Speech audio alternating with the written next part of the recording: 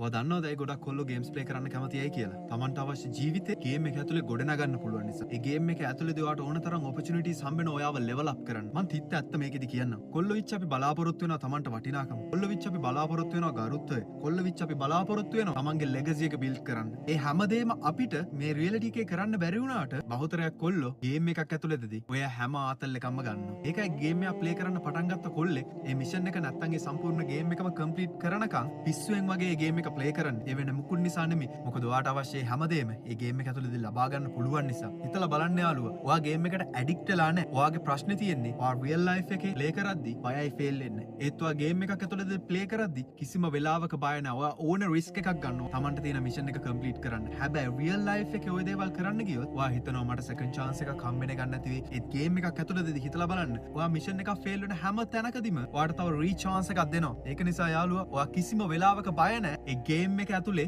තමන්ගේ කැරක්ටර් එක ප්ලේ කරන්න. ඒත් ඔයාට අමතක වුණ දෙයක් තමයි ඔය ගේම් එකම තමයි අපි රියැලිටි එකෙත් ප්ලේ කරන්න ඕනේ. මං කාටවත් මෙතනදී කියන්නේ නැහැ ගිහිල්ලා වෙඩි තියන්න මිනි මරන්න කියලා. මම මෙතනදී කියන්නේ තමන්ගේ ජීවිතේට අවශ්‍ය ඇක්ෂන් ගන්න පුළුවන් පුද්ගලයෙක් වෙන්න මේ රියල් වර්ල්ඩ් එකේ මේ රියැලිටි එකේ. මොකද එහෙම වුණොත් විතරයි අර ඔයා ගේම් එක ඇතුලේදී ලබන හැම දෙයක්ම ලබා ගන්න පුළුවන්. ඔයා පුළුවන් තරම් ඉක්මනට ෆේල් වෙන්න. මොකද ඔයා ගේම් එකක් ප්ලේ කරද්දී හැම වෙලාවෙම ඔයා පුළුවන් තරම් ඉක්මනට මේ මිෂන් එක කම්ප්ලීට් කරන්නනේ බලන්නේ. ඒ වෙන මොකුත් නිසා නෙමෙයි. ඔයාගේ නෙක්ස්ට් ලෙවල් එකට යන්න ඕන නිසා. එතකොට ඔයා මේ මිෂන් එක කම්ප්ලීට් කරන්න යන අතරමඟදී මොකද වෙන්නේ? කී පාරක් මැරෙන්න වෙනවද? කී පාරක් ෆේල් වෙන්න වෙනවද? කී පාරක් රීස්ටාර්ට් කරන්න වෙනවද? මේ ගේම් එක ඇතුළතදී. හැබැයි ඔයා මේ ගේම් එක ඇතුළතදී පුළුවන් තරම් ඉක්මනට ෆේල් වෙන්න. ඔයා මොනවද ඉගෙන ගන්නේ? ඔයා දන්නව කොතනද ඊළඟ ප්‍රශ්න තියෙනවා. ඔයා දන්නව කොතනද ඊළඟ ටාගට් එක තියෙනවා. ඔයා දන්නව කොතනින්ද කොහොමද යන්න ඕනේ කියලා. ඒ හැමදේම ඔයා දැනගන්නේ පුළුවන් තරම් ඉක්මනට ෆේල් වුණ නිසා. ඒක නිසා යාළුවා මේ ගේම් එක ඇතුලේ තියෙන කතාව මේ රියැලිටි එකට පොඩ්ඩක් ඇප්ලයි කරලා බලන්න. ඔයාට පුළුවන් තරම් ඉක්මනට ෆේල් වෙන්න පුළුවන් නම් මේ රියල් වර්ල්ඩ් එකේ ඔයාට තේරෙයි කොතනද ඔයාගේ ප්‍රශ්නේ තියෙන්නේ. කොතනද ඔයාගේ ජීවිතේ ෆික්ස් වෙන්න ඕන. කොතනද ඔයා හරි ඩිසිෂන් එක ගන්න ඕනේ. මොන වගේ දෙයක්ද ඔයාගේ ලයිෆ් එකට අවශ්‍ය. මොන වගේ දෙයක්ද ඔයාගේ අනාගතයට බිල්ඩ් කරන්න ඕනේ කියලා. ඇයි ඔයා ෆේල් වෙන්න බය?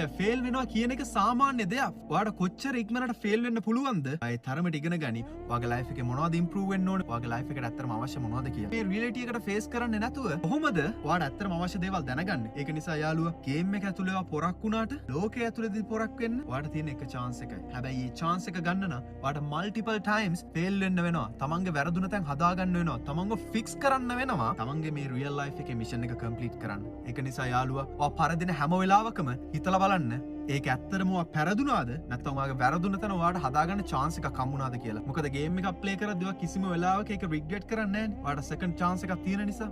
ඒ දේම තමයි යාළුවා මේ real world එකේ තියෙන්නේ. ඒක නිසා ඔයා ඔයාගේ chance එක ගන්න නම් අද පටන් ගන්න ඔගේ ඇත්ත ජීවිතේ ගේම් එක ප්ලේ කරන්න. පුළුවන් තරම් ඉක්මනට fail වෙන්න. ඒ fail වෙන හැම තැනකින්ම පුළුවන් තරම් ඉක්මනට ඉගෙන ගන්න.